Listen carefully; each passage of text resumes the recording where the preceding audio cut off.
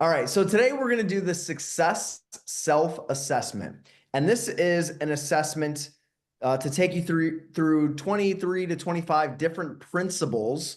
And you can assess how you are at living these specific principles. Some of them are character traits, some of them are habits. And so it's going to be really eye-opening. It's not always easy to see ourselves in this light sometimes. So I'm very happy all of you are going to be brave and honest with yourselves, and it'll show you opportunities for improvement and where to focus. And so by the end of this, keep in mind as we go through it, by the end of this, I want you to pick two or three to focus on. Two or three that you say, you know what, when I adopt these character traits and I embody these traits, my life is going to get significantly better. So two or three to focus on. So as we go through this, maybe put an asterisk by a few that you feel like that would really make a difference. And then, this is like when I ask a question, it's gut reaction. So don't filter it. Whatever comes up first, that's your subconscious mind answering probably the most honestly. And so that's probably the number to write down. So if you change it or you want it to be better, that's your conscious mind. So Freddie's going to lead us off with the hypnosis process. And then we'll do the success self-assessment. Any questions from last week? Any wins to share? Anything before we get started?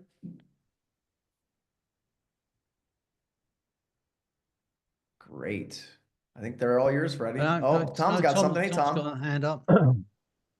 I just wanted to mention that when Freddie was talking last week about writing a book just for the pure joy of writing, I got a shift from that. And I had always written stuff with the idea that there was a purpose behind it, other than the pure joy of writing. So that was nice to hear, a nice frame to work off of, or think about.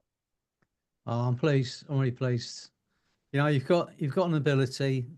As I said, I think it's for us to share.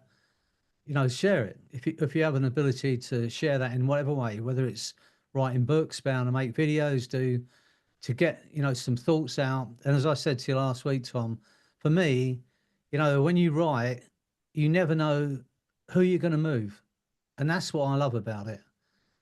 Someone's going to read your book, and the joy of it, it can be read 30 years from now, and someone get it. That's what I love about writing. It's kind of there. It's out there, isn't it? I'm so pleased you've had that. You've got something from it. Yeah, I am too. Thank you. Good. Was there anyone else? And Caitlin left a comment that she's delivered her webinar 3 times last week, which is very impressive. Congratulations on that. I'm sure you're just getting better and better with every time, aren't you? Good. Well, I've been recording. I've got an idea for what I call it a psychological first aid kit, and the idea is I'm going to record about 60 different things for I've done 20 phobias and about 15 habits at the moment, and I'm going to put them all in one kind of audio book. So like you go to a first aid kit and if you cut your finger, you get a band-aid out and put it on, or you sprain your ankle, you get some liniment. And the idea is that people could just have this on their phones. So they could just, I'm feeling a bit anxious today, I'm going to go and pull that out of that first aid kit and do it. But I've been doing it the really long-winded way. I've been recording it, then doing it on a thing called Audacity, and then going to Descript and getting the transcription off it. And then I spoke to Jasmine, who's a tech whiz, and she pointed me in the direction of a thing called Adobe Podcasts, and it does it all, and it does it in kind of minutes. So that's a win for me. She probably saved me another 10 years of my life. So thanks, Jazz, for doing that. And that was selfish then, but gets us more sessions. But also for recordings general, don't be fooled by podcasts. It's so great. It enhances so much the quality of any recordings you do and for your clients. It's really, really perfect. It's got a free version and a paid version, but the free version works totally fine.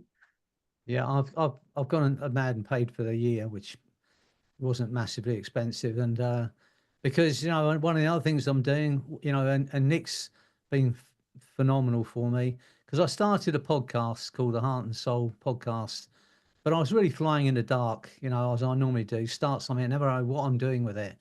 So, you know, Nick and the team that we've got that do our marketing and video stuff for us, they've put something together, and we're gonna launch that soon.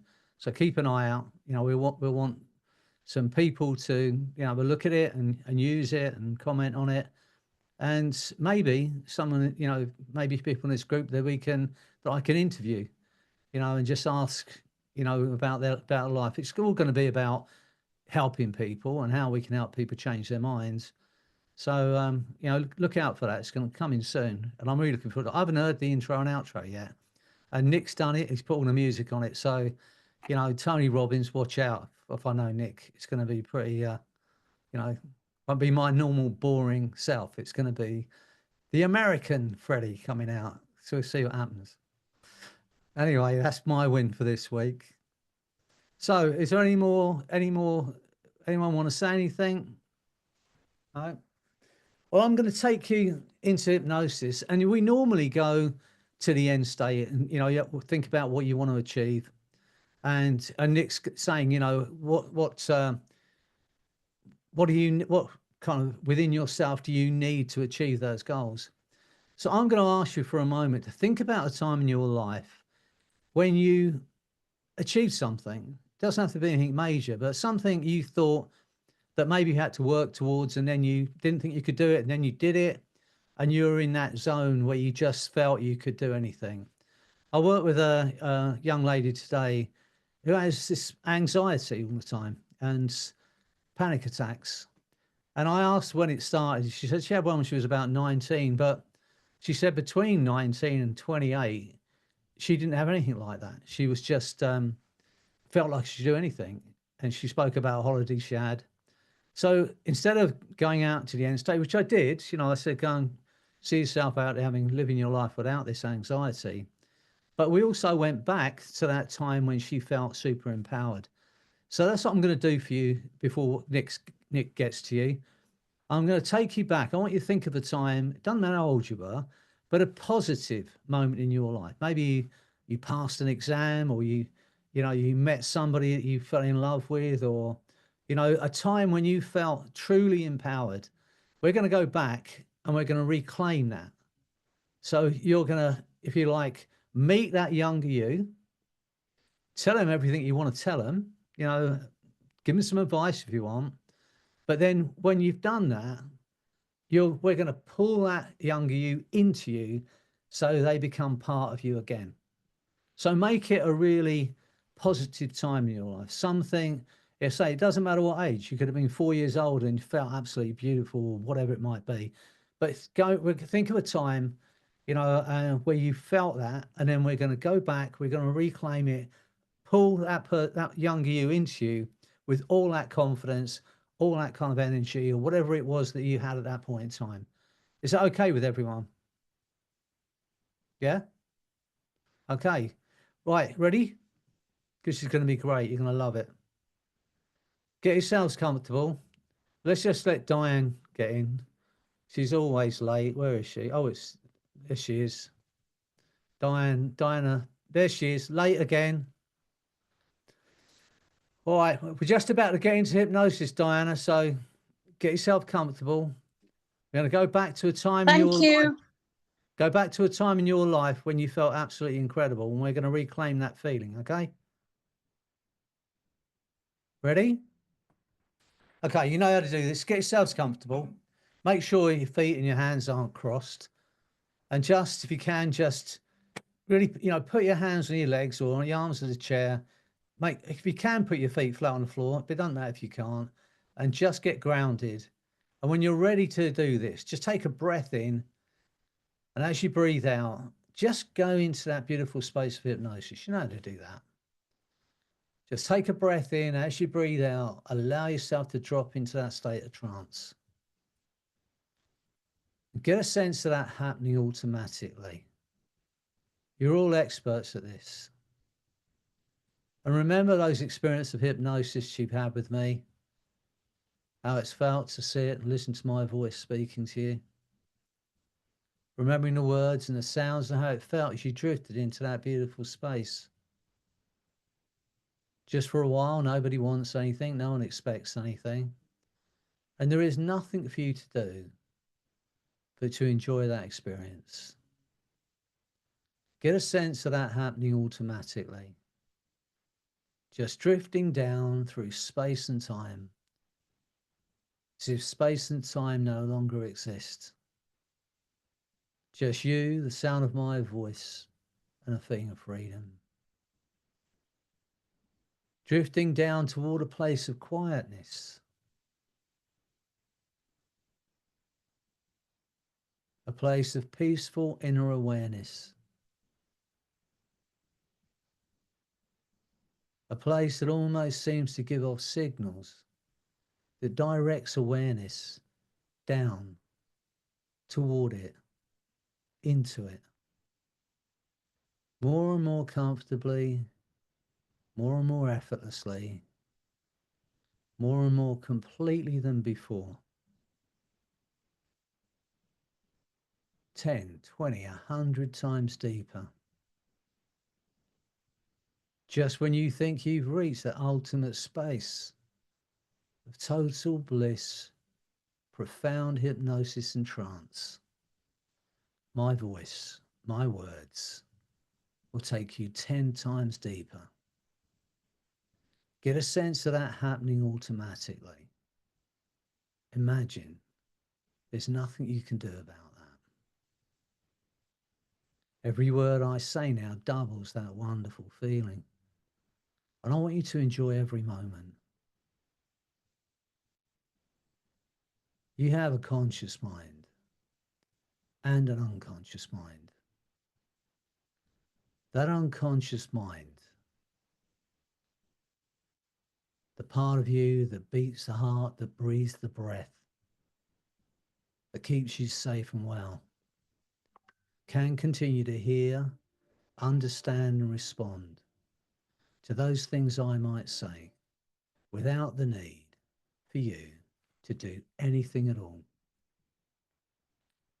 It's so much easier for the conscious mind simply to relax and enjoy that letting go. Letting go even of the effort it takes to make the effort that it might take. To tell the exact position of arms, legs, or the entire body now that seems to drift through time and space. Less and less aware of yourself as a physical being, but totally aware of yourself as a mind. And that mind drifts without boundaries, without borders, without limits. That's right, deeper, deeper, deeper down, even deeper than before. As you drift in that space, every word I say takes you deeper. Everything I say now is your reality. And that chair you're in is a time machine. In a moment, I'm going to say the word now. And as you hear that word, that chair and you are going to get sucked back through time, back to a time in your life when you had that feeling of energy, achievement, freedom, whatever that empowering moment was for you. You're going to go back with all the understandings, the strength you have now, back to that younger you, back to that moment in time, maybe when you felt you could achieve anything,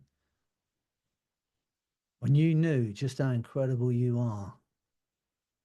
So get ready to hear that word, that chair, and you're going to get sucked back through time. It's going to be the most incredible experience, back to that wonderful, positive moment. Now. And you're back there now. You can see that younger you. Smile on that person's face. Drop down beside that younger you with the understanding you have now. Put your arm around them and walk through that wonderful experience again. See what you saw then, feel what you felt then, hear what you heard then. Feel that feeling. and tell that younger you everything they need to know for them to have the life you truly want.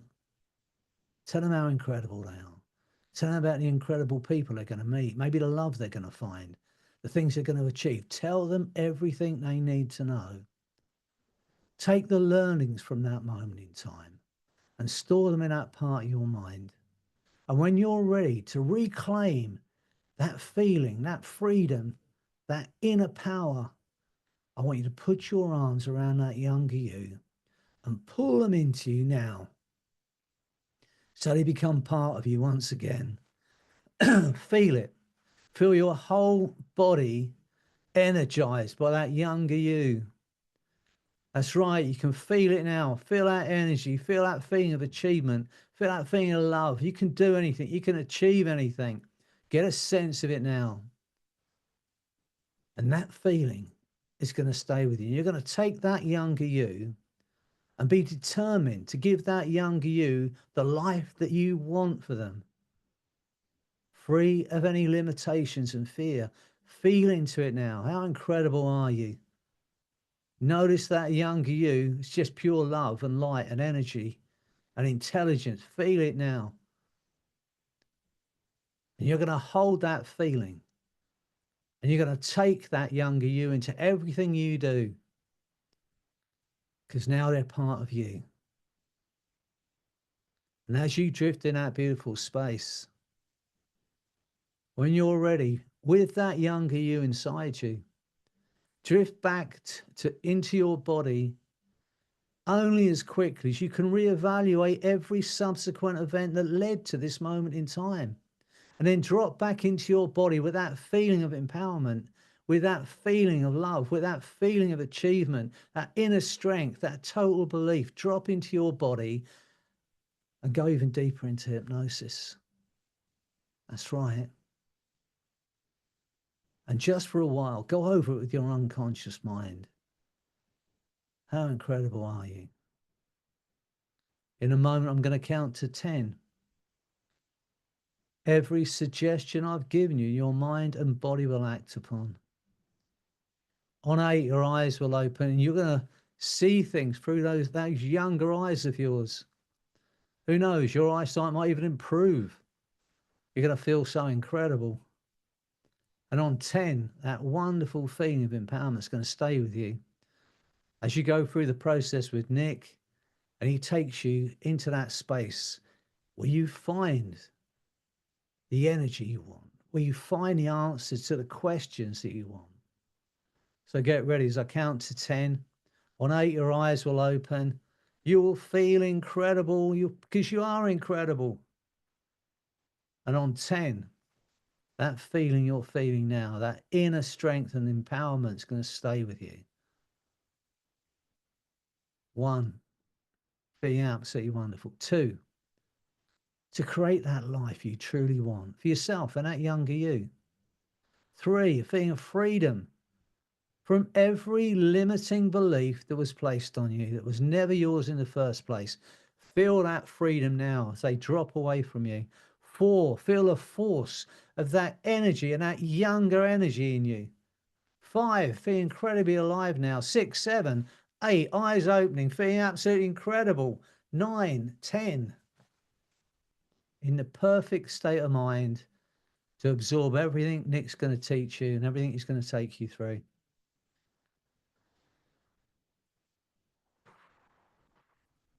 Natalia's smiling. It looks like she enjoyed it. Yeah, I had a great time. Good. Thank you. Caitlin doesn't want to come back. She's still in that space. Tom's back. I didn't think he was going to come back, but yeah. You know, I think every now and again we need to just think about those moments in our life. It's so easy to get caught up in all the things that went wrong, or we did wrong, or we could have done better. But I think every now and again, and you have the ability to do it, take yourself into trance. Just go back to the point in time in your life when you felt you could achieve those things. Tap back into that energy and bring it back with you. Not you need to now, because now you've got that younger you inside you. There's nothing you cannot do. Okay, I'm going to pass you over to Nick. And he's going to take you through this process that he's been working on. Hope Thanks, you Freddie. enjoyed I'm it still today. coming out of it as well. All All right, good. so this is not necessarily a comprehensive process. If you guys have any ideas of something I should add to this, I would love to hear from you. But we're going to go through these points, and if you weren't on earlier, it would help to have a pen and paper available. Samantha, you could do this on your phone because I know you're getting fit at the gym. And we'll run through this success self-assessment here. Any questions before we start? All right, perfect. Okay, so the first, I don't know, 5 or 6 here are different frames. And I'll explain what I mean by that. But the frames are kind of the context that you look at the world through. And so successful people tend to have these certain frames, and they're not hard to understand. And once you know the difference between these, it's actually really easy to totally change your perception of the world. So the first frame that successful people have is they live in an outcome frame instead of a problem frame, right? If you bring a problem to someone who's successful, they say, "Oh, well, what's the outcome? Like that's the problem. Great. What do you want? Where do you want to go?" People that aren't successful or that stay stuck, they tend to stay focused on that problem. So on a scale of 0, you live at the problem frame. At a scale of 10, you live at the outcome frame. So on a scale of 0 to 10, how do you live your life on average? First response.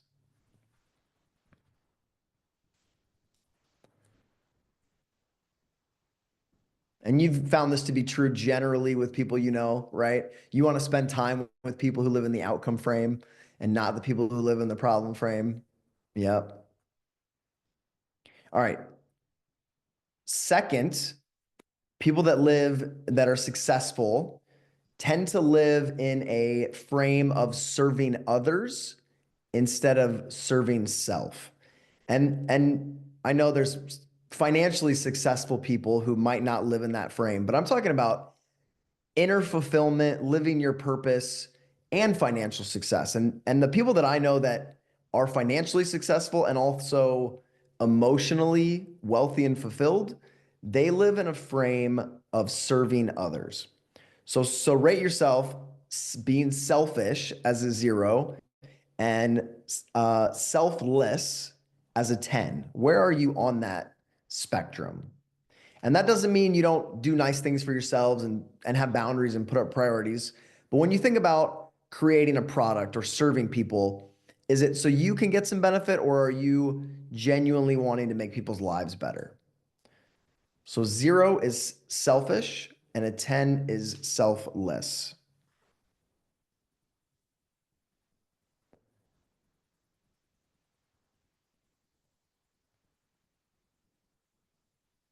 Everybody good so far? And if you look at an example of that, Alex Hermosi just puts out so much free content that should be worth thousands and thousands of dollars, because his goal is to buy businesses and to be a billionaire. And so he's like building this massive following and massive footprint, and he's doing it by serving others, right? He's like, I don't even want your money. Here's this thing that I could sell for $5,000. You take it for free. And I know, and Russell Brunson's the same. Tony Robbins does a lot of the same stuff. Freddie does a lot of the same stuff. Is serving others. All right. So the third one is the failure frame versus the feedback frame. So what happens with unsuccessful people is they fail at something and they think, I'm a failure, right? They marinate on that failure. What successful people do is they take it as feedback and they make an iteration on it and they make a change, right? Thomas Edison is the famous example where he tried 10,000 different filaments for the light bulb. And every time he wasn't thinking, oh, I'm failing, this was a failure. He's thinking, oh, this is feedback. I need to tweak something. So when you put out a YouTube video or a marketing message or you do a webinar and it doesn't get the results you want, do you live in the failure frame or do you live in the feedback frame? So this is another one, 0 to 10. Failure is 0. Everything that most people take as a negative, you're viewing as feedback. If you live there, that would be at a 10.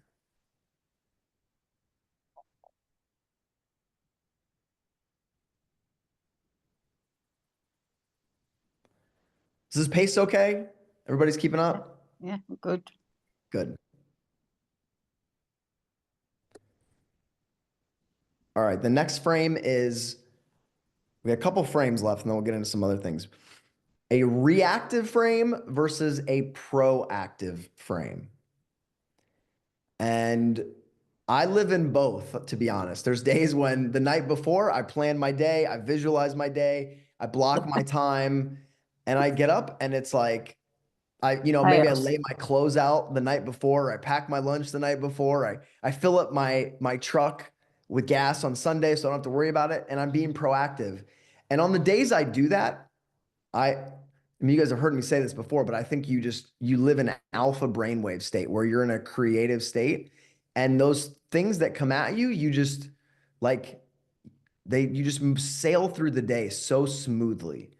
And most people, they get up in a reactive state. They may have a to-do list that's a mile long, but they haven't blocked time for it. They haven't mentally rehearsed it.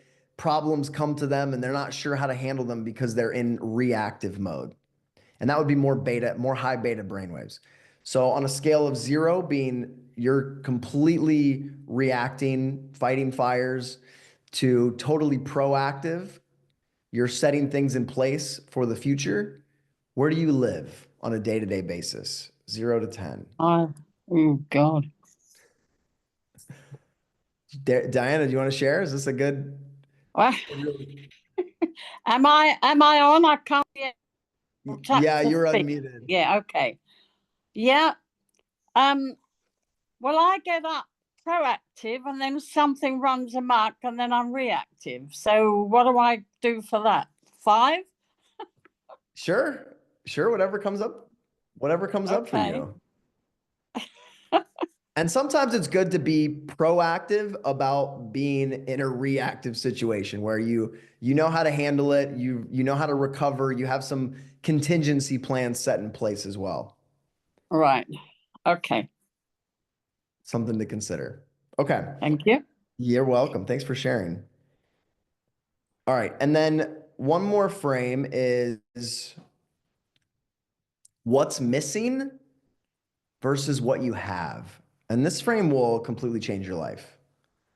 So what are you grateful for, or what are you missing? Because if you're a billionaire and you've got a harem of women or men and you drive a Lamborghini or whatever car you want, can you still find something that's missing in your life?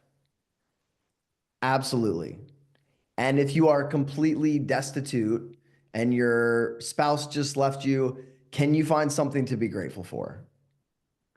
If you've got Absolutely. if you've got a harem of men or women, what's probably missing is penicillin.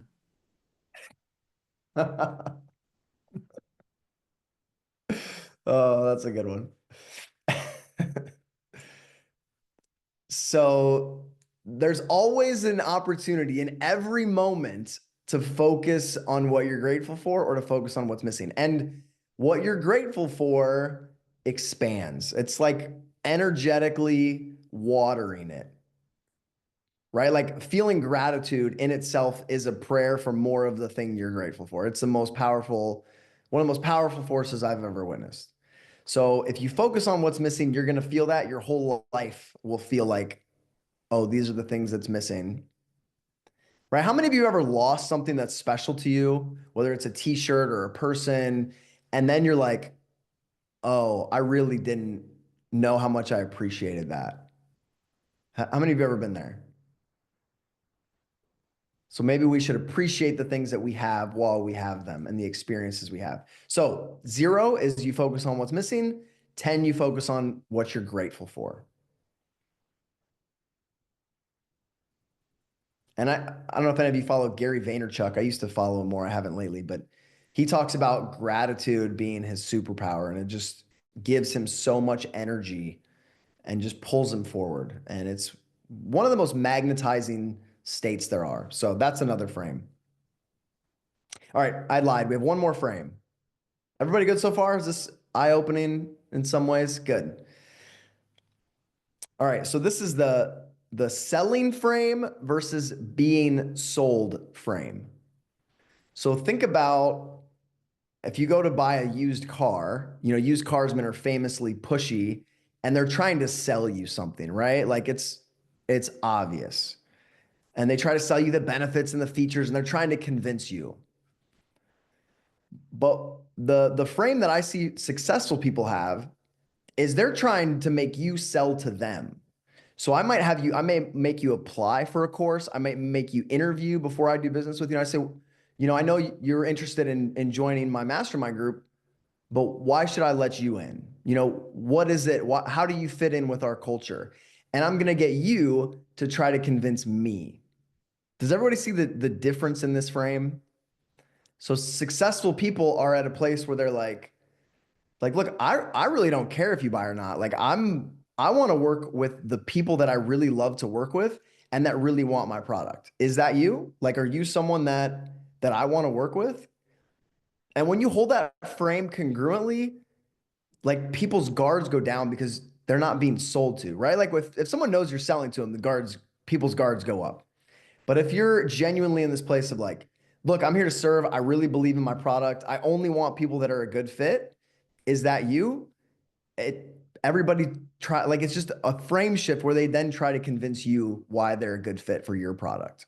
And it's selling without selling. So I find the successful people I've observed, they live in that frame where they're making other people sell to them. And so 0, if you're trying to convince other people and you're trying to sell to them, or a 10, as if you frame the whole situation as people are selling to you.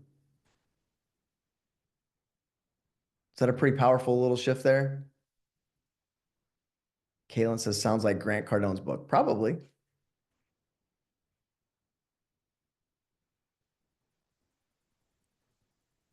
You know, you All might right. not believe it, but I used to have a sales company.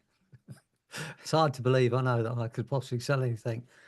But one of the things I used to say to my guys was that, because, you know, selling's quite tough, and a lot of people when they're selling, they feel kind of grateful if someone buys something off them.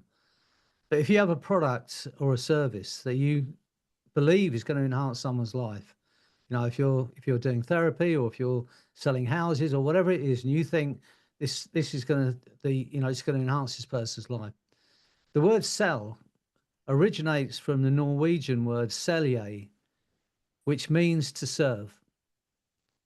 So if you have a product or a service that can enhance someone's life and you get in front of them and for whatever reason don't convince them that it's going to be of value to them, then you've done that person a disservice. So it kind of turns the whole thing on its head. But pretty much what you're saying, Nick, that, you know, how can I help you? You know, what can I do that, you know, that if you're in that position, so rather than selling, just think of it as serving, and you know, and if you truly believe in what you're doing, then it's not selling, it's a different kind of frame, using Nick's terminology. So I mean, that makes a big difference when you're in front of somebody, when you want them to work with you. So anyway, it's just a thought. Perfect. I love it. So when I was buying real estate, I was making calls to sellers, and I had this, you know, when I was first starting out doing this new method of nothing down real estate, I like would talk to people and I would always like beg them and try to convince them to sell to me, and it really didn't work very well. After a while, I got really good at the script, and what I realized is I got to a point where I had so many deals in my pipeline, I didn't even really care if I got another one. So I'd be on the phone and I'd be like, to be honest, like I might not be your best option. Like there might be, if I'm not your best option, I'll tell you what to do. Here's what I'm going to offer. Like if you want it, great. If you don't, like I genuinely don't care. And from that place of not caring, it was like, I had to stop making calls because so many people were like, oh, I'll sell you my house with nothing down. Like it was crazy. And it's a place of detachment. So, all right, selling and being sold. We're good so far. Those are all the frames. I think we covered all those. All right, so the next one, I'm kind of lumping some things together here. I'm going to call this virtues. So virtues, I'm including discipline, persistence, determination, patience, and resourcefulness. So you can make these separate categories if you want, or you can make them all one. So discipline is really current version of you serving your future self. Persistence and determination are staying the course and resourcefulness as well, and finding the way to the end state. Nolene, did you have your hand up?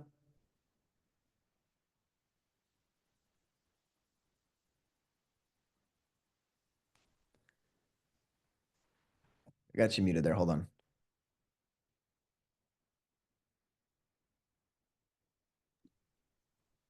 I'm wanting to write this down, Nicholas, and it's going a little bit too fast for me to catch up with it. Virtues. Sure. I'm circling this a couple times. So virtues, discipline. Yep. Persistence and determination. Patience. And resourcefulness. So patience is having the patience to do the things necessary to get the outcome for long enough. Being able to act in the moment for a future reward and being patient enough for it. Discipline is you acting now to serve your future self. Persistence and determination are persisting and finding the way.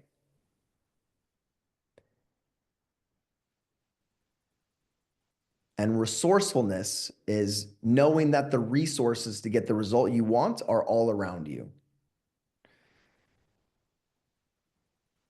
So if you lump all those together on a scale of 0 to not being very disciplined, not being very resourceful, not really persisting, and not being very patient, to a 10, lots of discipline, lots of persistence, determined and resourceful. Any questions on the virtues? Does that help, Nolene? Yeah, thank you. Good. We need to also rank these ones from 0 to 10. You can write them individually or as a group, either way. And then you will tell us what to do with them. And then, well, yeah, we can talk about. We just write them down for now. Just write them down and give yourself a score right Okay. now. We can talk about leveling up later. And we also did we did a week on virtues a while ago. So, and one on persistence. So those are all on the replays as well. All right. So the next one is successful people take massive, consistent action. Jasmine, I think you were reading my mind, weren't you? So Alex Hormozy was telling the story about hello, Tony Robbins. Yeah. Alex Hormozy was telling the story about one of his gym promoting mentors told him to print flyers and put them on cars. And so Alex printed 300 flyers and he went around the city and put them on all, under the car windshields. And he had one call and this guy basically cussed him out and said, "Don't ever do that again." And so he went to his mentor and he said, "Oh, I did that thing you tried and it didn't work." And his mentor goes, "What do you mean it didn't work?" And he goes, "Oh yeah, I got one call from it and this guy cussed me out." And the mentor goes, "Oh, how many flyers did you put out?" And he goes, "I did 300. And the mentor goes, "Oh, we put out 5,000 a day." And it was this and he was like, "Oh, now I understand." So if you're like, "Oh, I've tried hypnotizing 10 people and it's not really working," try again and try again. Massive, consistent action. I think so many of us get screwed in life because we just have unreasonable expectations of what it takes to succeed. So everyone can see an area of their life where they're like, success is really only more action away. Like that's all it takes is just more reps. Yes, Samantha. Yeah, that's been something that has showed up for me where I've had to really up level my game and certain areas where I thought that I was like doing all kinds of stuff, right? And then so like when I was like learning chess, my chess coach, he could see how many hours I was actually on chess.com practicing. And he's like, for me, it felt like I was practicing all the time. You know, I was like, yeah, I'm practicing chess all the time. And he's like, yeah, you really want to be here, right? And it was like 10 hours. It was like, I thought, you know, like 3 hours was good enough. He wanted me to be at like 10 hours really to be making progress. And that, by him just pointing that out to me, I was like, oh, okay. Well, now I know that clearly it isn't like, you know, that I'm a failure or whatever. It's just I'm not putting in enough in the beginning to really get the grooves going. So I don't even have like I'm there's nothing to even compare myself to as whether or not I'm successful with chess because I'm not you Mm-hmm. know, I'm barely doing any chess. And that also showed up in another aspect, but the chess was like a clear story. So that is like a really like game changer, like figuring out what kind of like amount of time and energy or whatever devotion you like is needed with those 5,000 flyers. That is like crucial. And it is really important information to figure out like sooner than later, in my opinion. Mm-hmm. That's my experience. Great. Thanks for sharing. Yeah, There's chess. I mean, a, any skill really. And if any of you look at something you want to be good at, like if you hypnotize 100 people to work on their pain, you're going to be pretty good. If you do 1,000, you are going to be the 1%, right? Same with smoking. Same with giving speeches. If you go give a speech every day to an organization, you're going to be an incredible speaker. It's just a matter of massive and consistent action. So many people start taking action down different roads, right? And they start over every time they do it. I saw this little YouTube thing. This guy had a graph, and it was the years. I think it was the months of your life. And if you were 16 to 90, say you lived to 90, and he were filling these squares in, and this is how much time you spend sleeping. This is how much time you spend eating. This is how much time you spend, you know, shaving or putting your makeup on.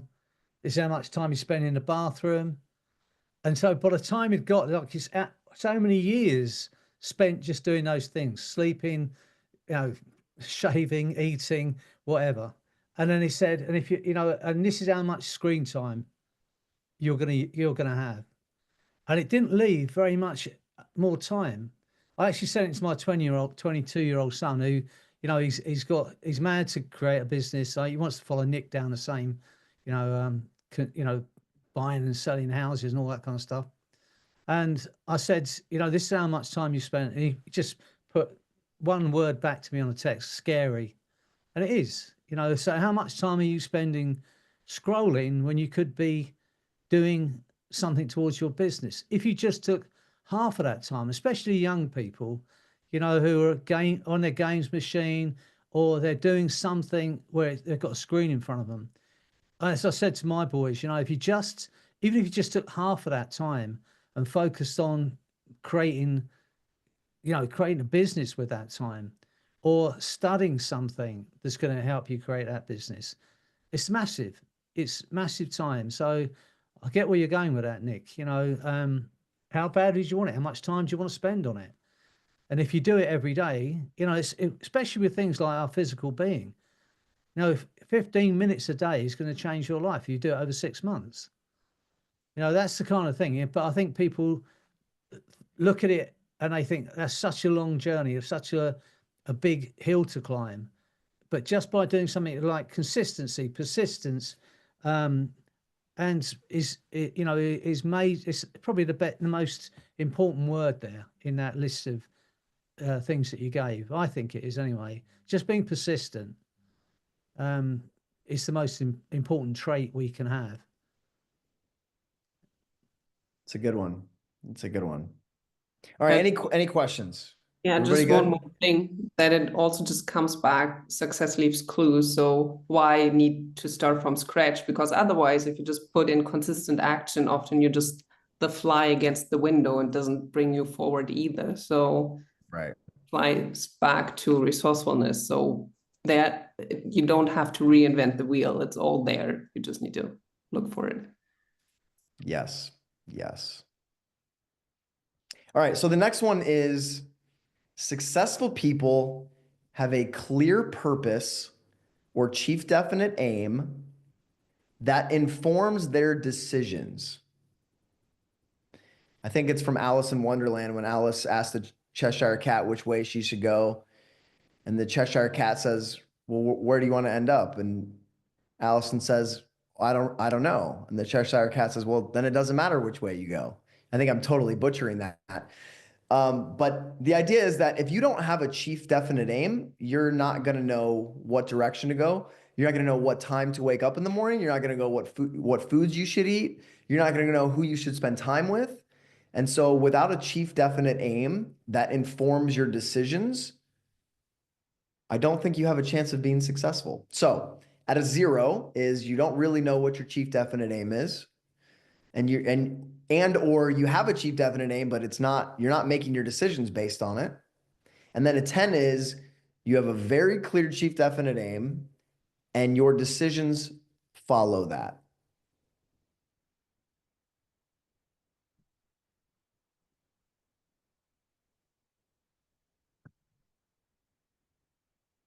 The way you Some of these said, are a little gut wrench, you know. I see some of you making faces like, oh, the way you said, the way you said Cheshire was so American. say it for me, Freddie. Cheshire. Cheshire. Okay. Yeah, Cheshire.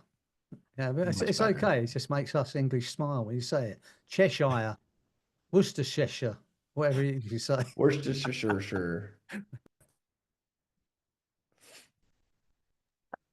Sorry, can you repeat that last about What do you want me to repeat, Doreen?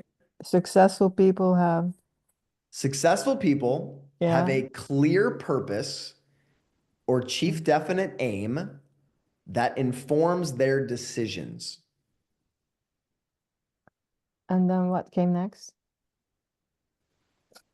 I have no idea. So I think I asked you to rate, yourself on a scale of 0. You don't have a chief definite aim and you don't make decisions based on it, to a 10. You have a very clear chief definite aim that informs your decisions.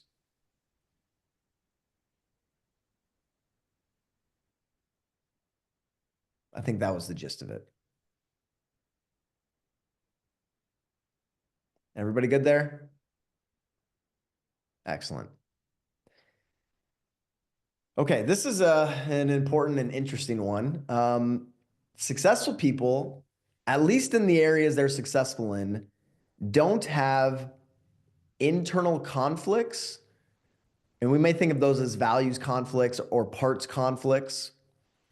So successful people don't have internal conflicts. So an internal conflict might look like, oh, I want to have a really successful business and be a multimillionaire, but I don't really want to put the time in. I want to go to the beach. Or I want to be in a relationship, but I also want to go to the bars and flirt. Right? Or I want to be super fit, but I also want to eat ice cream every night.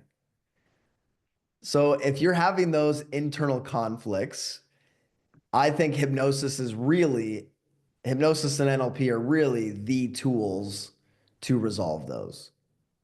Well, I don't know why Doreen's laughing her head off at that, but Well, having lots of internal conflict is a 0, and then having less of it is a higher number. Yeah. Yes.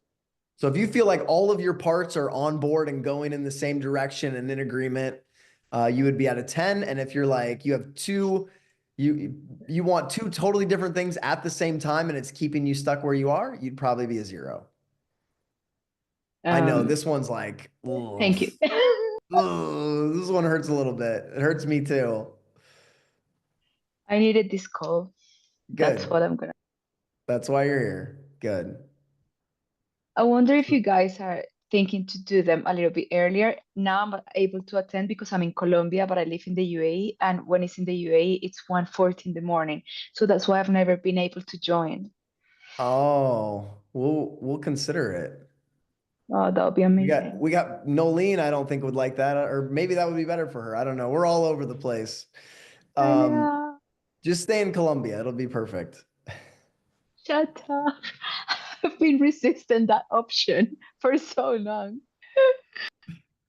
All right. So I'm sure you have internal conflicts about that. So internal conflicts, anyone have any questions on that? And that's really something that is a little difficult to do in a group setting. I think it's really a more specific one-on-one thing. Freddie does a great parts work process. I'm a big fan of that. So no internal conflicts. The next one is successful people chunk their goals down or their skills down into small parts, and then they master those parts. So I'm going to give you an example here. So think about a public speaker. If you were just like, I'm going to go out and start speaking, over time, you'd get pretty good at it. But to be a real master, to be really successful, you would say, all right, I'm going to master my body language. And you would focus on how you're using your body, how you're directing the room, how your hands work, how your facial expressions work. Even like, I'm going to tell you something, even how you lean in and lower your voice. You would focus on your tone of voice. You would focus on opening loops at the beginning, storytelling, building tension, right? Like you would have to unconsciously master all of those components to be a masterful speaker. And I think successful people, whether they do it or not, whether they know they do it or not, they chunk down the skills and they master the individual components of a skill. So when I was a wrestling coach, I used to teach what's called the single leg attack, where you go to their one leg and you put your head inside on their chest and you drive forward. And when I would teach it as a move, I would watch the wrestlers go do it, and they were terrible at it. It was like I was like, that's not what I showed at all. But when I worked on how you step forward and the knee goes down and the head goes in the right place, and we just do that component of it. And then the grip, because the grip's got to be a certain way, because when they resist you, your hands will break if you don't do it the right way. So we would just do the grip. So the knee and then the grip. And we would master each separate component of it till they had unconscious mastery, and then they could go do the whole move skillfully.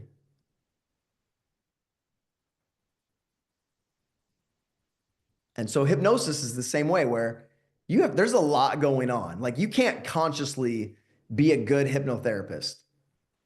So if you have to like master the process of reading and responding to the person in front of you. You have to master the process of, in your mind, seeing them as healed, seeing them having the outcome they want to have.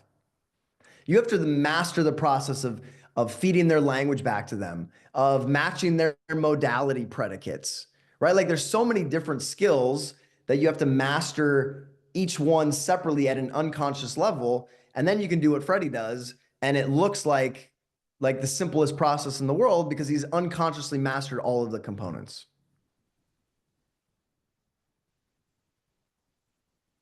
Any questions on that? So I would say a 0 is you try to master the whole thing, and a 10 is you break down a skill or a goal into smaller components, and then you unconsciously master those components.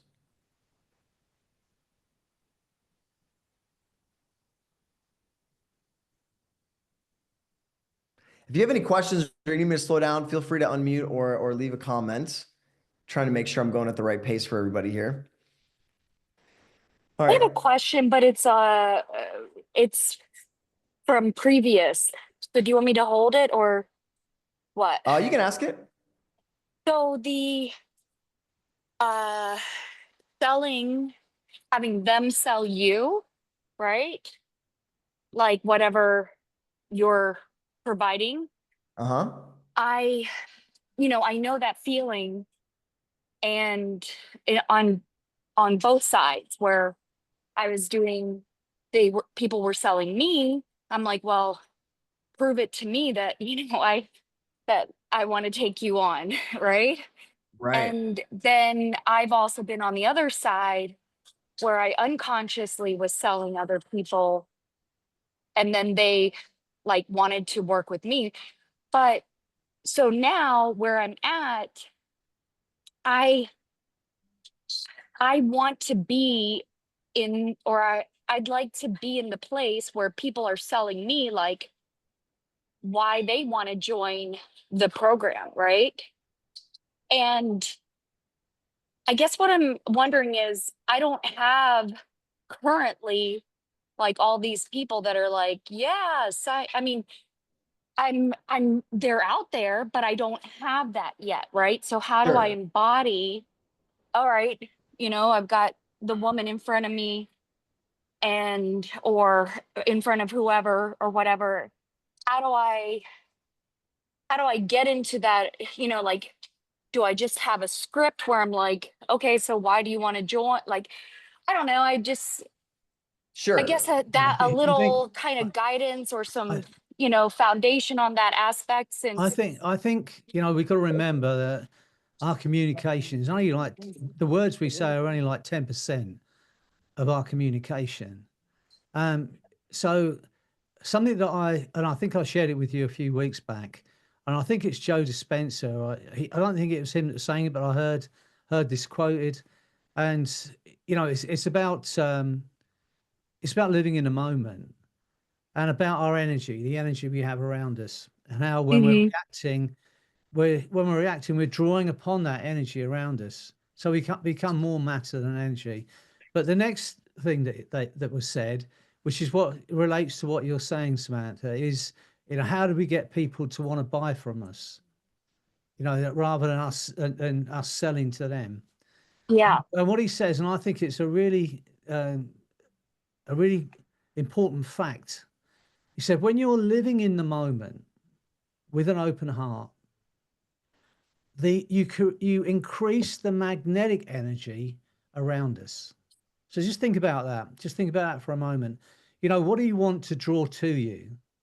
If you believe, and I know what you're doing and the new things you're coming up with are real value. So Yeah, they how are. are you going to draw those people that need that service to you? If you're, instinctively, if someone's trying to sell us, we immediately go, well, I don't want to be sold to. But if you're living in the moment with an open heart, in other words, wanting the best for those people you can serve, and living in the moment rather than worrying about the past or worrying about what's going to happen in the future, we live in the moment Mhm. with an open heart. We increase the magnetic energy around us. And Mhm. if you think about this, Nick and I spoke maybe a couple of years ago now about running a course on charisma. How can you be, a charismatic speaker or a charismatic presenter or whatever it might be? And when I read that, it was pretty clear to me that what they're describing as charisma. We've all had that. You're in a place and someone walks in the room, and immediately everyone kind of turns. It's not because they're particularly good looking or anything else. It's just something about the person. And Mhm. one of those things is confidence. That's believing in yourself 100%, believing you're a good enough person, feeling confident about yourself, and living in the moment and wanting the best. Wanting the best for others. Is what Nick was saying about service. Now, going right back to that book of Napoleon Hill, and um, Think Yourself Rich. I think the book was called. Was it Think Yourself? Yeah, is that the name of the book? And Think Think and Yourself. Grow Rich. Think and Think, Act Rich. yeah, Think and Grow Rich. Yeah, but in he says that he talks about the most powerful emotions we have, which is love and sex and faith, which are a belief. Those things when you combine those things together, so belief, which is like believing that you're a good person, believing you have something to offer, believing that the person you're working with has the ability to accept or achieve what you want for them. So that's kind of holding your belief. If you mix that with the emotion of love, you've heard me say it all the time. Think about the people you love. You know, but either of those, you know, any of those powerful emotions, sex, love, if you combine those things with your belief, I think he says it creates an environment that gives power and action to an impulse thought. Just think about that. And that's what we do as hypnotists, don't we? You know, we create that impulse thought. We take them into that environment by getting them to feel into a feeling of love, you know, a belief in themselves and a belief in what you're doing. And then we input that impulse thought. And then it's no resistance to it, because why would there be? So when it comes to being in the zone, which getting back to what Samantha was saying, you know, believe in yourself. So you give off that vibe, you know, I've got something to offer. I believe in myself. I'm a good enough person. And keep living the moment with an open heart. And you'll find that people are drawn to you. You won't have to go out and find those people. They'll find you, because it's an attractive situation, isn't it? And that's what charisma is. You've all been in that situation. I know some of you experience it, have got that, you know, where you just feel drawn to somebody. You don't know why you're drawn to them. You just are. It's because they're living in a moment with an open heart, wanting the best for the people around them, believing in themselves and holding that space of confidence. You know, and as men, you know, I haven't got many men here, but as men, it's the most powerful, most attractive thing. Confidence. It's what women find more attractive than anything else. It's just the way it is. And I think, you know, that's in that situation. But in a situation we're talking about where you want to draw people to work with us, then think about it. Bring yourself back to the moment with an open heart, and you'll increase that magnetic energy around you. And you'll find that people are just drawn to you because they want to work with you. Then you don't have to sell them. I hope that makes sense. Yeah, and Samantha, it's not necessarily about having the right words or the right script, like Freddie was saying. It's just a frame of mind. And it's not a frame of mind where you're like, I'm exclusive to work with. You know, it's a frame of mind where you're like, you're not trying to sell them. You're genuinely, you want to help them, and you don't really care if they work with you or not. And, you know, ironically, that state of not caring gets you way more clients, way more dates, way more money, way more everything. Does that help? Okay. And when you're in that frame, like the words will follow, your energy will follow, your pace of speech will follow, like everything will just match that frame of mind. Okay, let's keep moving here. We just did chunking down. All right, next one is successful people are playful, fun, and enthusiastic. And so I know when Freddie and I are together in Vegas, we are very playful and we have a ton of fun. But often at home, you know, working on stuff, how easy is it to get way too serious? You are more creative, you learn faster, and you are more skilled when you are in a playful state. This is science. All the experts agree. That's my way of bypassing people's conscious mind. All the experts agree, and the science shows that's all you have to do to bypass the conscious mind. When you're playful, you're a better person. And so, how on a day-to-day basis, on a scale of 0 to 10, how much time do you spend in that playful, fun state? Yes, Doreen. Yeah, sorry. What was the whole sentence? Successful people are. Playful, fun, and enthusiastic. And since we're talking about selling, enthusiasm sells. If all you have is enthusiasm, have you ever been around someone who's just enthusiastic about something and you're like, I want what they're on? Yes, Caitlin. So I realized in my coaching, a lot of times I get into the science that I love so much, and it's so serious. It comes across so serious. I don't know if I like developed that, like thinking it'd sound more credible or something, like trying to convince my dad maybe as a child of something. And I realized it. And the topic I was teaching on must have been about I don't know, somehow it was related because I changed my tone. I got in my heart, changed my tone in the moment, and immediately shifted to a playful state. And then I used it as an example with what I was teaching. And I just recognized that again and again. So I'm like, how often can I, like I got to keep bringing myself back to this playful state when I'm teaching and coaching, and it really makes all the difference. And I have so much more fun.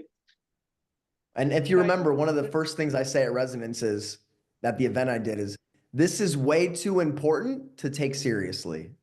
And you've probably heard me say that before. Like, this is way too important to take seriously. So on a scale of 0 to 10, how often are you living in that playful, fun, enthusiastic state? And if you missed that sentence, Doreen, right, just think Freddie. That's all you got to do. Playful, fun, and what was the other thing? Enthusiastic. That's it. See, it's got to be more Freddie. That's it. Your body relaxes too. Absolutely. Absolutely. All right, the next one. Successful people surround themselves, they consciously surround themselves with other successful people. This is mentors, people on their team, their employees, their partners, and their clients. So, like, for example, I have a rule that I won't work with people who live in a victim frame. So this is similar to a problem or a failure frame. People that view the world through the status of being a victim, I don't judge them, but I'm not gonna go into business with them, and I'm not gonna take them on as a client. You have to be the hero of your life. And so people that are successful, they see those traits in other people, and they consciously build teams and relationships with those people. Like attracts like, right? So 0 to 10. So 0 is, you know, your old friends that have the old way of life and they're pulling you back into it and you're trying to grow out of it. And a 10 is you're surrounded by people who are at the next level. They're inspiring you to do more and to be more. I'm so experiencing that right now that I'm back home. Mostly with the drinking and stuff. Like when I'm like, I'm not drinking, like we can go out. Come on, my you can just old have friends one. from You can have school, they one. are like, are you really becoming old? And yeah, I'm gonna be 40 soon, but I'm like, I'm just not drinking because it doesn't do anything for me. Like I feel unproductive for 3 days, and that gives me anxiety. Like I'm trying to build something different. They're like, wait, and then I love them because they're my friends from childhood. But like kind of fighting, or not fighting, but kind of like making people understand that is so hard, and they won't. It's yeah. I mean, I think anyone who grew out of that lifestyle has gone through that phase. And and for me, I went through a phase of like, it's hard to say no, and like I don't feel, like I don't feel confident about it. So then I got to a point where I'm like, oh no, thanks, I don't drink. And then people would be like, oh man, I wish I could do that. Yeah, well, no, but once I owned it, I don't feel like I ever had any pressure anymore. It was like everybody else shifted as well. Freddie, I think you were chiming in there. I made it. This is a long while ago, but there was this program on the TV, and it was an obnoxious presenter, but he said, and the program was called "Pay Off Your Mortgage in 2 years." And he asked his couple, what would you be willing to do to pay your mortgage off in 2 years? How badly did you want it, in other words? Anyway, it was just after Christmas, and I'd eaten too much. I've been, drinking, and I felt like rubbish. So I just said, I'm going to pay off my mortgage in the next 2 years. And as a leaver, I'm not, I've never been a big drinker, but as a leaver, I'm not going to have another alcoholic drink. And I didn't. And I did pay my mortgage off. But as soon as I started going out, so many people couldn't stand the fact that I was saying I didn't want to drink. I'll go and have a drink. Go on, one won't hurt you. Like I was an alcoholic or something, But it was just that, like you're saying, Natalia, it's people can't stand the fact that you have that discipline or you're doing something for yourself. It's almost like, and it's very difficult, but you have to hold your own space. I'm sure you're doing that, Natalia. It's like Nick was saying, once you've got your head around it, it doesn't matter what anyone else is doing. This is your path. This is what you're on. and this is what you're going to do. And, you know, those people who, for me, it's very simple, and I'm really harsh about this. You're either on my side or you're not on my side. You're helping me, you know, to create the life I want. You're not helping me create the life I want. And people, and I'm harsh, and people are out of my life.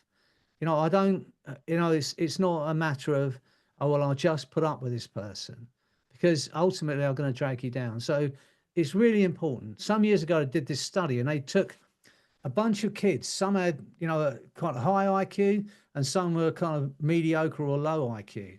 And they put these kids together, and the kids who had the lower IQ were not lifted to the higher IQ, but the higher IQ kids, their IQ came down to kind of match the other kids. So you know what Nick's saying is absolutely right. You have to be aware of who you're around, and just ask the question: is this person taking me to where I want to be or not?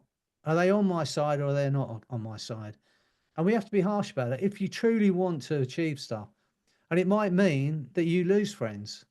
It might mean that some of the people you used to be around are not around anymore. But you have to make that decision. You have to be strong about it. And I know you're going to do that, Natalia. Yeah, it becomes lonely. Like I've done it. I've done it several times because I used to like drink a lot before when I had anxiety and stuff, and I understood why I was doing it. I don't need to soothe anything of that anymore. So as soon as I started like taking these like years of soberness and maybe just drinking very little, people start to, are you sick? Are you like, it's like if there is something wrong with you, and even with the diet. I'm trying to eat non-processed foods at all, like just eating whole foods. And then even people in my family are like, are you sick? Like, why are you on a diet? I'm not on a diet. I'm eating normal food. I quit drinking, or I slowed down drinking, and my dad used to drink quite a bit. And I remember we were on vacation, family vacation one time, and he kind of made it like a little bit of a condescending comment. I don't know if it was about that, but and then pretty soon he was like starting to pay attention, and he's been sober for over 2.5 years now, hasn't had a drink, and he used to drink 6 to 8 beers a day. And it wasn't because I tried to convince him. I just lived that life, and I made healthy decisions, and I influenced that way. So it's something to be considered. And you know, you can't hang out with Freddie. And this is why I, like, from the day I met him, wanted to spend more time with this, because you can't hang out with Freddie and not have your beliefs changed about what's possible with hypnosis, and not get like new language patterns and new techniques.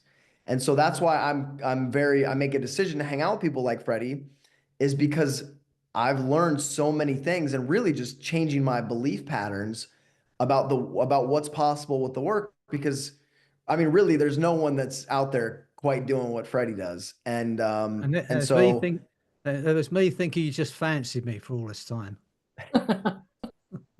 well, that and your looks. Yeah, that and your looks. All right. Everybody's good on this. So the people you spend time with. All right. The next one is constant growth, learning, and study. So I the wish people, there was a job where they pay you for studying. I'll be a millionaire. well, but if you think about it, every job pays for you to study because you develop skills and you get better at it. So it's just, you have to apply it then. So successful people, constant growth, learning, and study. So a 0 is you spend time watching TV and scrolling Instagram, and a 10 is you're reading books, taking courses, going to seminars, and learning by doing, most importantly. That's the most important thing, is learning by doing. All right. The next one is the modalities of success and failure. So the successful people, when they picture success, it's bright, it's close, it's associated, it's probably moving, right? There's emotion to it. They can hear the sounds. When they think about their failures, this is probably a whole breakthrough. We should do this next week, Freddie. When they think about their failures, it's small, it's dark, it's quiet, it's maybe way off behind them. So you know that, like, you can picture your success as this big, and your failures is this big, and the emotional impact on your nervous system will change just based on the modalities of that. So if you don't have a clear, bright, loud, compelling image of your success, but you have a really bright, overwhelming picture of your failure, which one are you going to feel more? And so I think successful people, they've just got those modalities of their success, the pictures of their success really dialed in, that creates an emotion in them that drives them forward.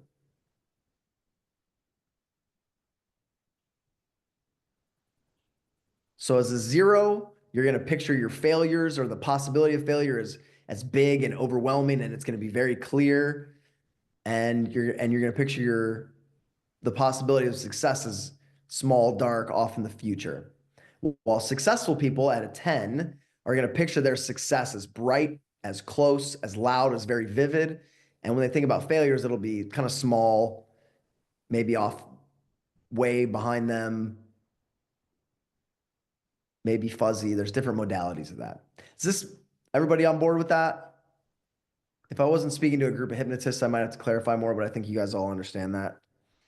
Well, when Nick said to me, do I want to be involved in doing, creating the Ministry of the Mind and doing what we're doing now? And he said to me, where do you picture us doing this a year from now? So I just off the top of my head said, off a yacht, doing, running training off our yacht. And most people go, oh, well, that's ridiculous. But Nick just said, what's the name of the yacht? So that's where he gets his, that's the way you got to think. So yeah, I'm still waiting for the yacht, mind you. In Abu Dhabi? That's this summer. In Abu Dhabi? We can get it in Abu Dhabi. All right. So the next one is successful people can detach and observe their thoughts. I'm sure none of you, but maybe people you know, have thoughts of doubt or anxieties or maybe self-esteem issues. But what successful people do is they say, oh, that's an interesting thought. They say, oh, I'm having a thought of depression or a thought of anxiety. Whereas the failures will say, oh, I have depression. I am depressed, right? Like the human experience is full of the full range of emotions. So there's nothing wrong with having a thought of self-doubt pop into your head, because that's to be human. But successful people can say, oh, that's just a thought. That's not me. That's not my identity. And they can move forward. So you can detach you can detach and observe those thoughts. And the 4 agreements, Don Miguel Ruiz, is that his name? He says, don't take anything personally. Like that's one of the agreements with yourself, is don't take things personally. And so I think that ties in with the ability to detach and observe your thoughts. I was listening to an audiobook that I don't remember the name right now, a couple of months ago, and it talked about the difference between thoughts and thinking. And it talked about that, like you can have thoughts, but you can decide to not think or to talk back to them, because that's doing thinking. And it's so similar what you're saying. Yeah. Yeah, it's a good distinction. Yeah. I just had a conversation with a friend this morning, a yogi, and he was saying his favorite part of life now is observing himself. It's like watching himself play the game. Just how cool that is. It's wild when you actually like hear yourself narrate life. Like when you can get to that point where throughout the day you say something to yourself and you're like, what is that? Like, what is that? That's a crazy thought. It's interesting. It's interesting. And it's funny. It's just a thought. It's nothing to take seriously. Yes, Doreen. Yes, Sadhguru. I don't know if you heard about him. Uh-huh. He's got this new app, and it's basically saying like you must have 7 minutes to meditate every day. So all that you do is you breathe in and you think, or well, he's going to say it in the app, I am not my body. And then as you breathe out, you say, I'm not even my mind. So that's all that it is. Yeah. And this is to get more spiritual, but I think down the rabbit hole, you're not your personality and you're the I am. You are the thing that observes it all. And when you're at that point, there's no attachment. You can just go along with the ride of the human experience Yeah, I without think judgment. he made it as easy as you can make it easy, I suppose. Yeah. I think it's even further. You get even further into from the I am to just the I, not even the I am. I am Freddie. I'm a man. You know, you get away from that. You're just the I in the I am, and then that's a place of peace. You know, and when you get to a point of total acceptance of that fact, you know, there's no ownership. You can have fun with the stuff you've got at the moment, but you can't take any of it with you. So you might as well enjoy it, but don't think it's you. You know, we tend to think we own the things in our life and even our body. And once you get past that, that's an awesome space to be in.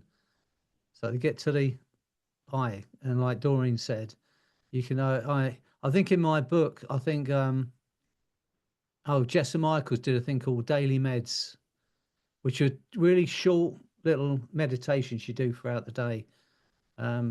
I'll share it with you all. But yeah, I think it's the same kind of thing, Doreen. You just like you can do it while you're standing in a grocery line. You can do it while you're sitting on a bus. You can do those daily meds, as she calls it, those daily meditations, just 2 or 3 minutes, just to bring yourself back into the moment. Open your heart, get to that space, change the energy around you. And again, it's like Nick was saying, if you do it consistently, you do it without thinking in the end. You'll just, whenever you have that spare time, or you just take yourself into that space. So yeah, I think it's a really good idea. I like the name of that, Daily Meds. That sounds great. All right, so we're at an hour and a half. This is going a bit long. How's everybody doing on time? Do you want me to bust out the rest of these? We got 7 or 8 more. Everybody's okay? Is this useful? Is this difficult at times to rate yourself on some of these? I love that Samantha's on the bike right now. She's just rocking out. Nice. Okay. So successful people model success. So they take the strategy, you take the strategies of somebody that already has the outcome that you want. Many of you probably know NLP, neuro-linguistic programming, is built primarily on modeling. So they went and found successful therapists and hypnotherapists, and they modeled the language patterns and the rapport building, and they modeled everything these successful people did, because in that industry at that time, so few people were getting results. So they said, who are the best that are actually getting consistent results? What are they doing? Let's go model them. So NLP is really a strategy about how to best model somebody or something that has the results you want. So at a 0 is you're kind of just trying to blaze your own trail and figure things out on your own. At a level 10 is you are modeling other successful people. Samantha's at a 10. Good. Jasmine said earlier about, the information's out there. There are people that are doing what we want to do and doing it successfully. And, so we don't have to reinvent the wheel. We just have to go, okay, how are they doing that? What are they doing? And you don't even have to look for it now. You can just say, ChatGPT, be Alex Hormozi, give me a content strategy for the next 30 days. And you got him totally there. It's so cool. Like you can build your own board of advisors, whatever you want to do.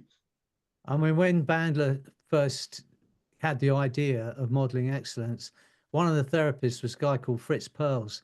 And I think he was like a German, ex-German, living in the States. But I think this was 1970s, and the guy used to wear a corduroy jacket with the leather patches, typical. He had the beard and he smoked a pipe and, did all the things that a kind of therapist would do back there. So Bandler, being the man that he was, he actually grew a beard, smoked a pipe, wore a corduroy jacket with patches on the arms. He modeled him down to what he actually looked like. You know, even to the way that he spoke with a clipped German accent when he was doing the therapy.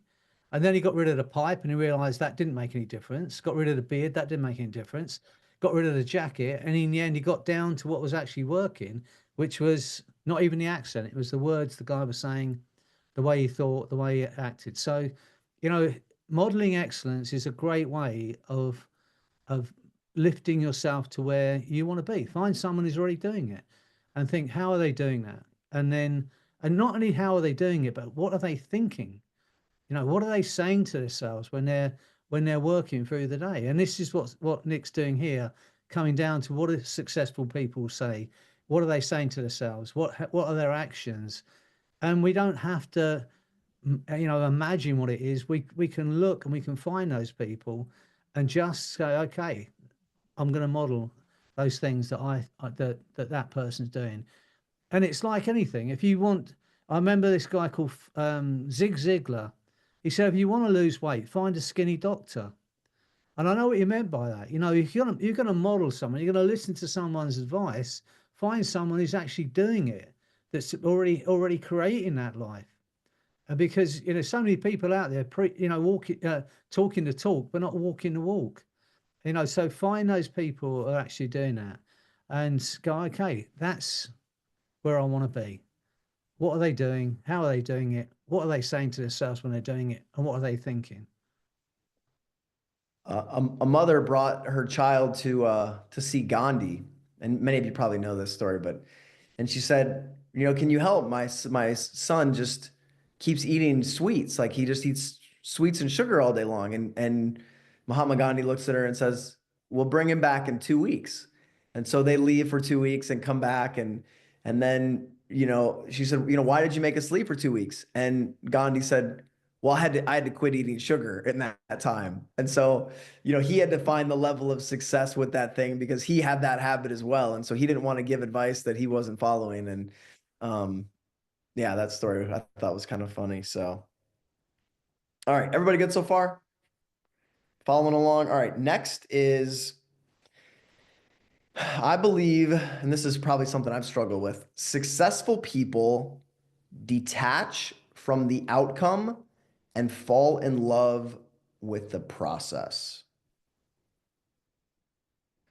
So when you get up every day, and I know we talk about like seeing the end state, having clear outcomes, and there's a time and a place for that. But when it's time to execute and to live it, you have to love the process and be present and be consumed in the process. So it's not just I'm making this podcast so I get a following so I can build a business. It's I'm making this podcast to be the single best podcast episode ever. And I love the process of studying my guest and coming up with the interview and editing. And that product is going to be something that builds what you want, but you're doing it because you love the process.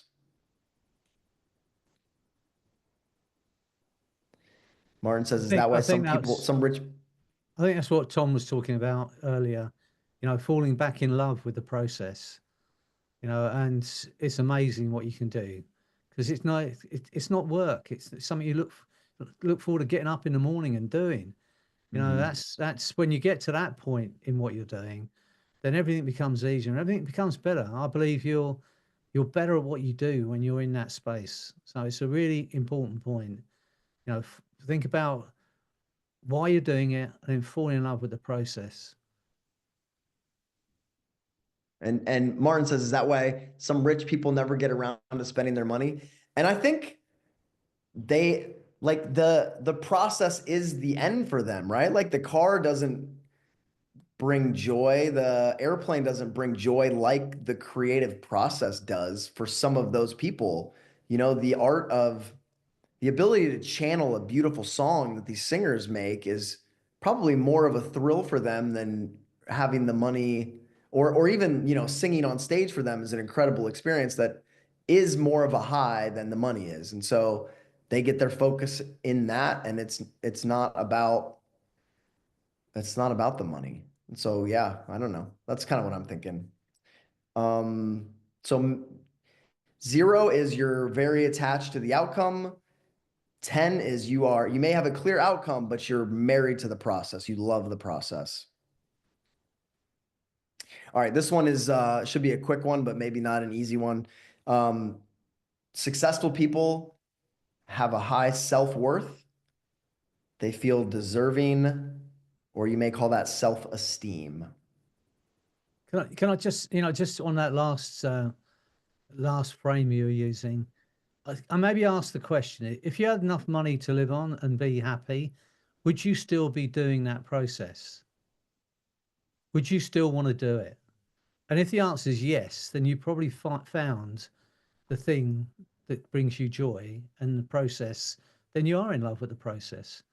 I can honestly say hand on heart, I never imagine a day when I wouldn't want to do what I do.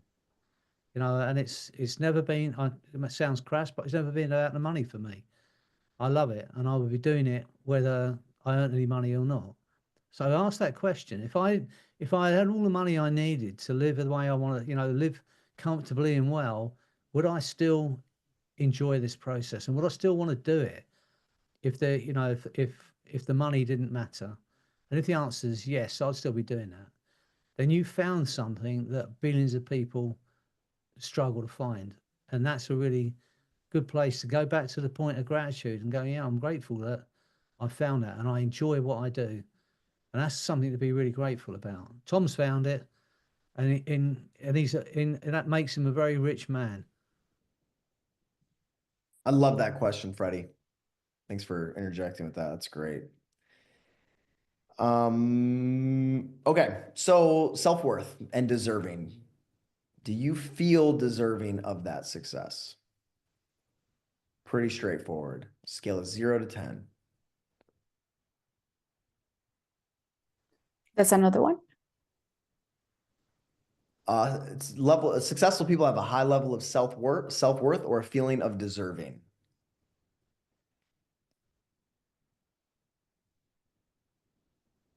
All right, I'm going to go quick for these last few here. The next one, successful people use their subconscious mind. So there's this conscious mind and effort that some people go through, or they give their tasks over to the subconscious mind. And many people do this unconsciously, but all successful people have an ability to take their conscious ideas and impregnate them into the subconscious mind. So how often do you do that, and how well do you do that?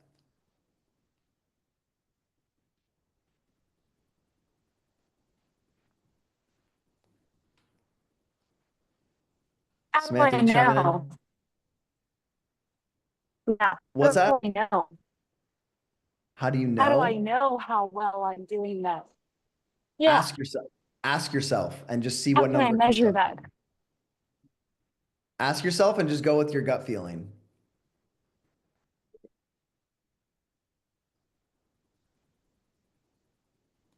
Many of you know that. I mean, all of you here should know the process of putting an idea into your subconscious mind. So just think, am I doing that? And is my subconscious mind carrying out those tasks? Like being a better typist or whatever you want to do. All right. Successful people do things outside of their comfort zone. Whether it's stepping out to make that speech, make a sales call you've been hesitating on, seeing a client, making a new investment. Successful people do things outside of their comfort zone, and therefore their comfort zone keeps expanding. I heard this. It's nothing grows in a comfort zone except complacency. Nothing grows in a comfort zone except complacency. Sure seems true.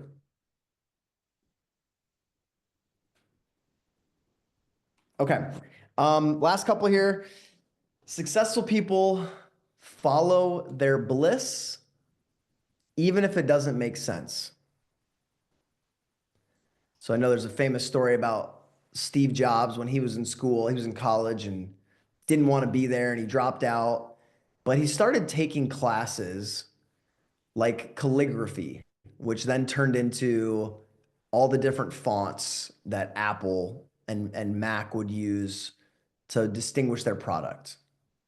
And so following your bliss, whatever excites you, whatever energizes you, even if it doesn't necessarily make sense. I had a client today and she's got a daughter that did a law degree.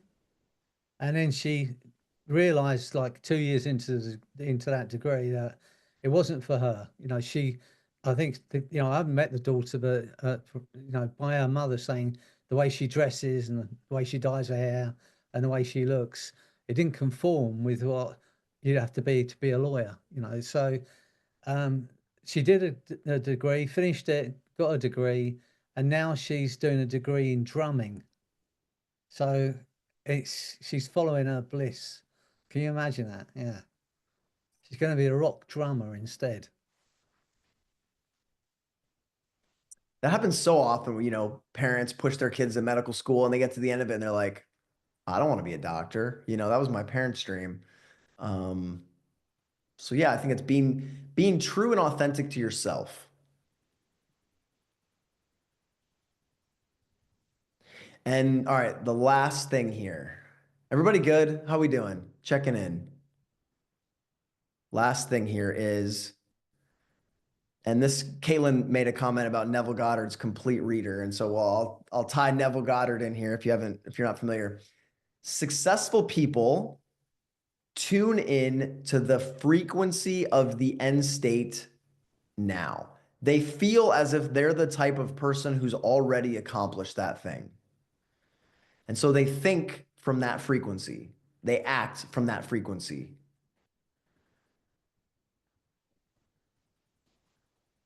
So do you feel like you are already the type of person with that successful business, that successful relationship, that healthy body, those healthy habits?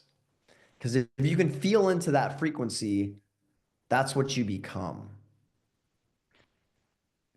Can I just ask the question? If you're living in that end state and you're feeding into that end state and you believe you've already achieved that end state, doesn't that somehow negate the drive you need to achieve it? Does that make sense? It does make sense. So if you feel you've already achieved it, what's driving you towards doing the things you need to do to create it? This is such a good. That's a question I've always asked when say step into it. So I am a billionaire. I've got a beautiful body. I am blah blah blah. If you actually believe that, my brain works like this. I could say it to myself, but there's the other side of me saying that's not true, though, is it? So it kind of negates that. So how do we get around that, Nick? All right. So this is Freddie. I've thought about this a lot. I love that you brought this up. So if you want something like $1 billion, think about what emotionally is that going to give you. And generally, it's going to give you some form of satisfaction, approval, whatever that's going to give you, freedom.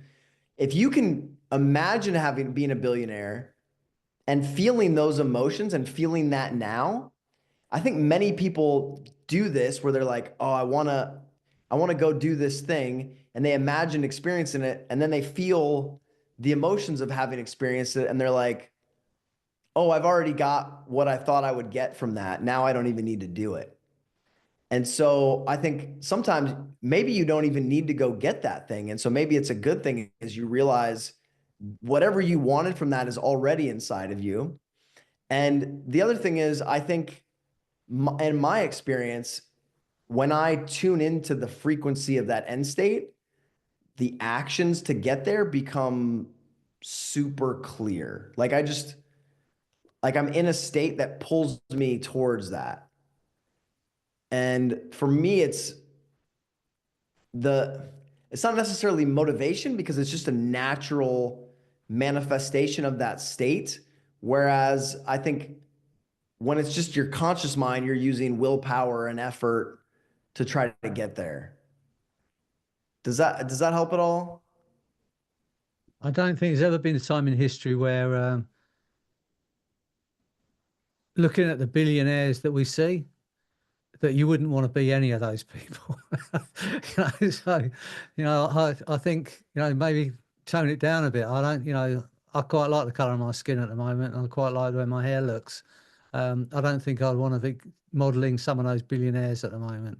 So, yeah, I think it's just, look at where they are and think about what it's going to do for you. But, yeah, so that's the answer.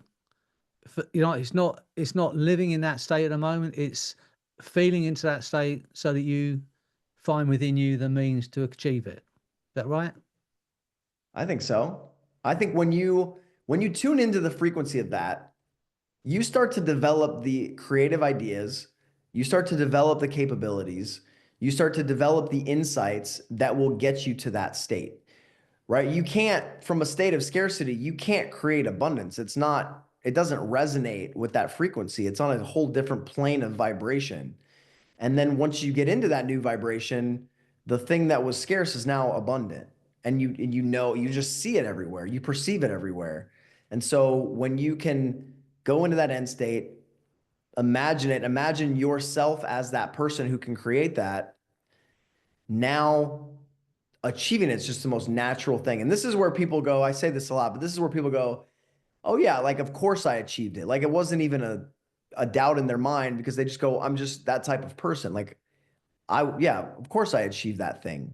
That thing that they had so much trouble achieving, when you take their subconscious mind, you tune them into the frequency of it, it's like it happens automatically, and it's the most obvious thing in the world. All right, so that big one thing to that, I heard from, I guess it was Dan Martell the last days, where he asked like, are you ready? And I've got a very big goal that I want to achieve. And it was like, am I actually ready? And then I realized which steps like backwards I actually need to take to be ready. And then it was very easy where I said, okay, I need to do X, Y, that to get there. And now I'm kind of ready. So you kind of also detach and just let go, because you're ready and have taken into what you need. So that was very. I also see and this it is why from... I'm so big on mental rehearsal, because achieving the new thing that you want to achieve, it's different to your brain, and different is scary. But if you see it in your mind enough, your brain goes, oh, this isn't different. In fact, I'm very familiar with this and I feel comfortable being this type of person. And so it can go achieve it. Because I'm sure many of you have had the experience of wanting the next level of success or wanting something different. And there's like this resistance inside of you. I think mostly it's because your brain's trying to protect you from the unknown. So just take the unknown and make it known to your brain through mental rehearsal. Then you'll start to feel that way. And then the resistance will be gone. Natalia, were you going to say something? I was just gonna say that I've always saw that question that you were asking us. Yes, like the frequency is the feelings, right? It's like the state you feel. So when you tune into that frequency, is that you're telling your brain, this is the relevant information, so that this is what we are looking for.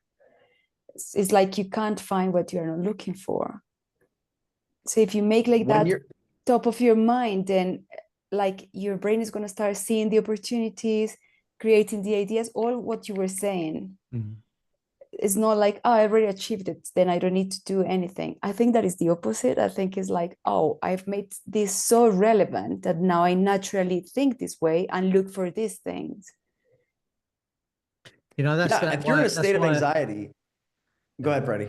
That's why I always get, all of you, when we do a future, what I call a future pace, where we go out into the future, step into that end state and ask the question, how much fun is this? How much fun can I make it? How important is it for me?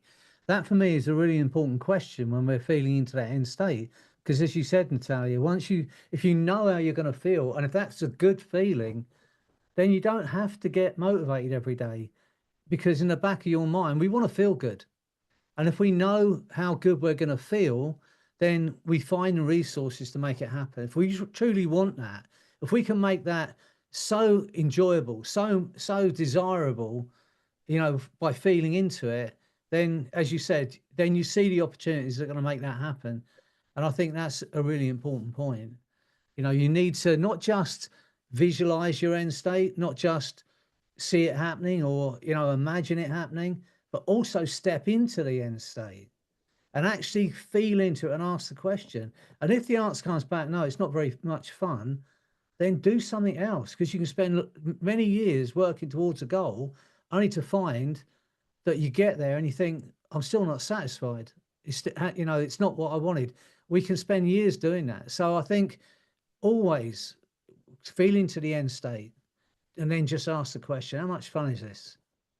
For me, like Tom, my dream would be to have a best-selling book. I would love that.